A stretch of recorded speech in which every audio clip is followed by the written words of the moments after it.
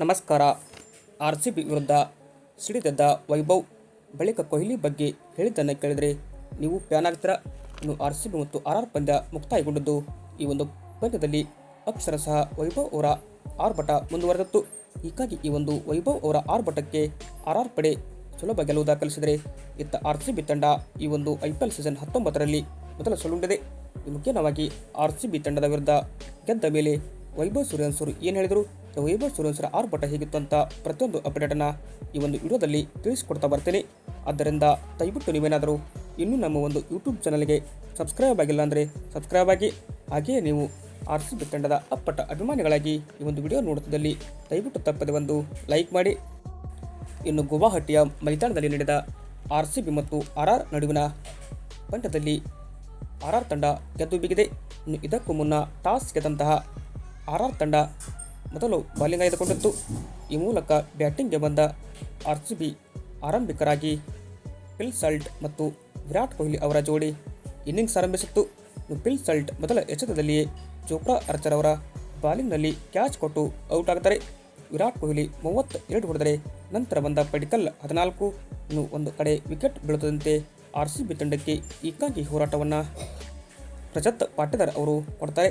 ರಜತ್ ಪಾಟಿದಾರ್ ಅವರು ಸ್ಫೋಟಕ 63 ರನ್ನ ಹೊಡೆಯುವ ಮುಖಾಂತರ RCB ತಂಡದ ಪರವಾಗಿ ಗರಿಷ್ಠ ಸ್ಕೋರರ್ ಎನಿಸಿಕೊಂಡರೆ, ಇತ್ತ Krunal Pandya 1, Jitesh Sharma 5, Tim David 13, Romario Shepherd 22, ಕೊನೆಯಲ್ಲಿ ವೆಂಕಿ ಅಯ್ಯರ್ ಬಂದು 12 ಬಾಲಿಗೆ ಸ್ಫೋಟಕ 29 ರನ್ನ ಚಚ್ಚಿ RCB ತಂಡದ ಮೊತ್ತವನ್ನು 200ಕ್ಕೆ ಕೊಂಡೊಯ್ದರು. ಇನ್ನು RCB ಅಂತಿಮವಾಗಿ ನಿಗದಿತ 20 ಓವರ್ಗೆ ಹೊಡೆದಿದ್ದು ಬರೋಬ್ಬರಿ 201 ರನ್. ಹೀಗಾಗಿ 202 ರನ್ಗಳ ಟಾರ್ಗೆಟ್ ಬೆನ್ನತ್ತಿದಂತಹ ರಾಜಸ್ಥಾನ್ ರಾಯಲ್ಸ್ ತಂಡದಲ್ಲಿ ಉತ್ತಮ ಆರಂಭವನ್ನೇ ಪಡೆಯಿತು.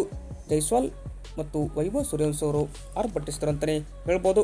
ಇನ್ನು ಯಶಸ್ವಿ ಜೈಸ್ವಾಲ್ ಅವರ ಆಟ ಕೇವಲ 13 ರನ್ಗೆ ಅಂತ್ಯವಾದರೆ, ಇಲ್ಲಿ ವೈಭವ್ ಸೂರ್ಯವಂಶಿ ಮತ್ತು ಧ್ರುವ್ ಜುರೇಲ್ ಮುರಿಯದ 3ನೇ ವಿಕೆಟ್ಗೆ 101 ರನ್ಗಳ ಜೊತೆ ಆಟವನ್ನು ಆಡ್ತಾರೆ. ಬಟ್ ವೈಭವ್ ಸೂರ್ಯವಂಶಿ ಅವರು 15 ಬಾಲ್ಗೆ ಅರ್ಧಶತಕ ಹೊಡೆದು RCB ವಿರುದ್ಧ ದಾಖಲೆ ಬರೆದರು. ಈ ಮೂಲಕ ವೈಭವ್ ಸೂರ್ಯವಂಶಿ ಅವರು ಕೇವಲ 26 ಬಾಲ್ಗೆ 78 ರನ್ ಹೊಡೆದರೆ, ಇತ್ತ 8 4, 7 ಸಿಕ್ಸರ್ ಸಹಿತ 300ರ ಸ್ಟ್ರೈಕ್ ರೇಟ್ನಲ್ಲಿ ಬ್ಯಾಟ್ ಬೀಸ್ತಾರೆ. ಇವ್ರ ಜೊತೆಗೂಡಿದಂಥ ಧ್ರುವ್ ಜುರೇಲ್ ಕೂಡ 43 ಬಾಲ್ಗೆ ಸ್ಫೋಟಕ 81 ರನ್ ಹೊಡೆದರು. 8 4, 3 ಸಿಕ್ಸರ್ ಇವರ ಬ್ಯಾಟ್ನಿಂದ ಬಂದರೆ, ಇತ್ತ ಕೊನೆಯದಾಗಿ ಈ ಒಂದು ಪಂದ್ಯವನ್ನು ನಾಂದಿ ಹಾಡಿದ್ದು ಜಡೇಜಾ 24 ರನ್ ಹೊಡೆದು ಈ ಒಂದು ಪಂದ್ಯವನ್ನು ಗೆಲ್ಲಿಸ್ತಾರೆ.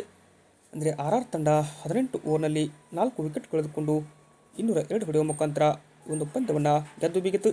ಈ ಒಂದು IPL ಸೀಸನ್ 19ರಲ್ಲಿ RR ತಂಡದ ಸೋಲೇ ಇಲ್ಲದ ತಂಡವಾಗಿ ಮೆರೆದಾಡಿದೆ.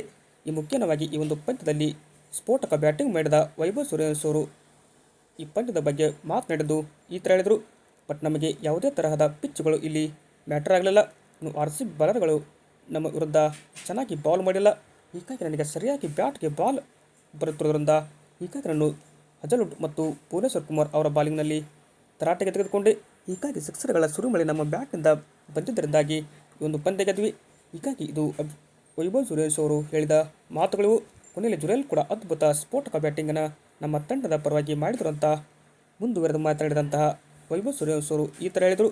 ಇದು ಏನಪ್ಪ ಅಂದರೆ, ಸದ್ಯಕ್ಕೆ ವೈಭವ್ ಅವರ ಆರ್ಭಟಕ್ಕೆ ಇಡೀ ಕ್ರಿಕೆಟ್ ಜಗತ್ತೇ ತಲೆನಗೊಂಡಿದೆ ಅಂದರೆ ತಪ್ಪಾಗೋದಿಲ್ಲ. ವಿಡಿಯೋ ಇಷ್ಟವಾದಲ್ಲಿ ಲೈಕ್ ಮಾಡಿ.